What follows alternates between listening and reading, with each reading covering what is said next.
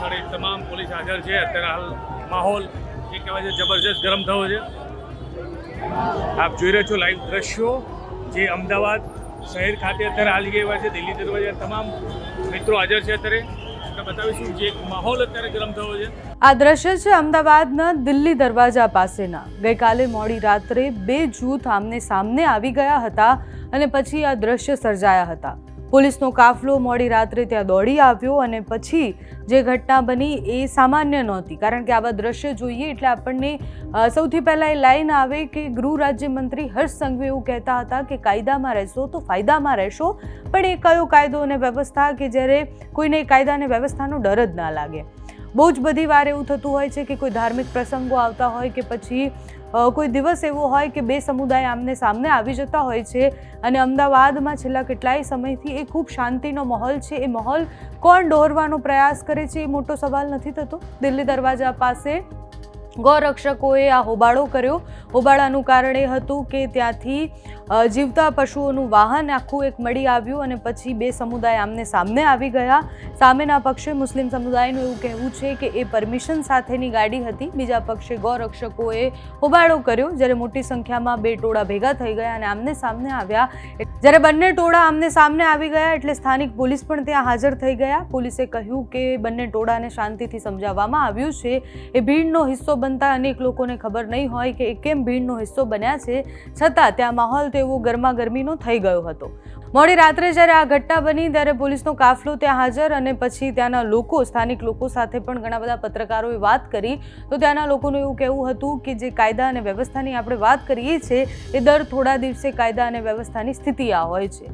કોઈને કોઈનાથી ડર નથી લાગતો, બધાએ રસ્તા પર ન્યાય કરવા આવી જવું છે અને પછી આ દ્રશ્યો ગુજરાતમાં સર્જાય છે।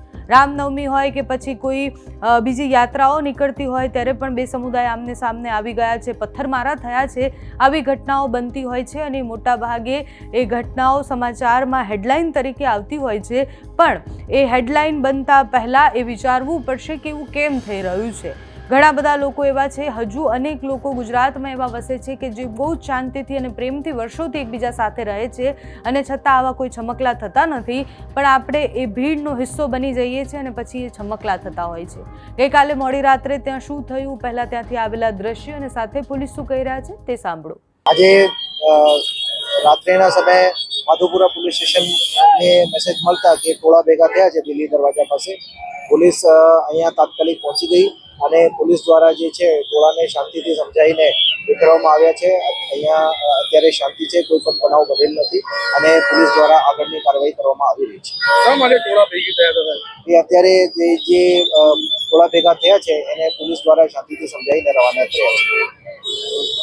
એટલે મામલો કઈ સામે આવ્યો છે કે શું પ્રાથમિક માહિતી મળી હોય તમને કે શું બનાવ, કઈ રીતે ટોળા ભેગા થઈ ગયા? એ પોલીસને મેસેજ મળ્યા હતા કે અહીંયા ટ્રાફિક જામ થયેલું છે, ટોળા થયા છે। પોલીસ તાત્કાલિક પહોંચી ગઈ, સિનિયર અધિકારી પહોંચી ગયા અને અહીંયા ટોળાને રવાના કર્યા છે। પોલીસ દ્વારા શું સમજાવવામાં આવ્યું છે, શું પ્રયાસો હાથ ધરવામાં, શાંતિના લઈને શું પ્રયાસો હાથ ધરવામાં? પોલીસ દ્વારા અત્યારે શાંતિથી સમજાવીને તમામને રવાના કર્યા છે।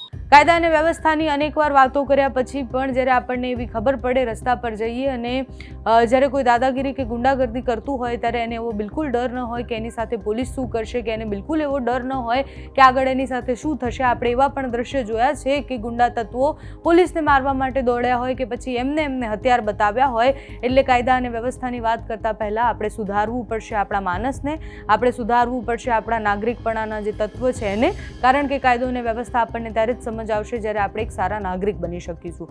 ગુજરાતથી આવતા આવા દ્રશ્યો વિચલિત કરે એવા હોય છે, કારણ કે બે સમુદાય આમને સામને આવી જાય અને એ પણ આવી વાત માટે એ બહુ જ ઓછા કિસ્સાઓમાં એવું બનતું હોય છે। પણ અમદાવાદના દિલ્હી દરવાજા પાસે ગઈકાલે જે થયું એ શાંતિપૂર્ણ પોલીસે બધું જ સોલ્વ કરી દીધું અને બંને ટોળાઓને સમજાવી દીધા।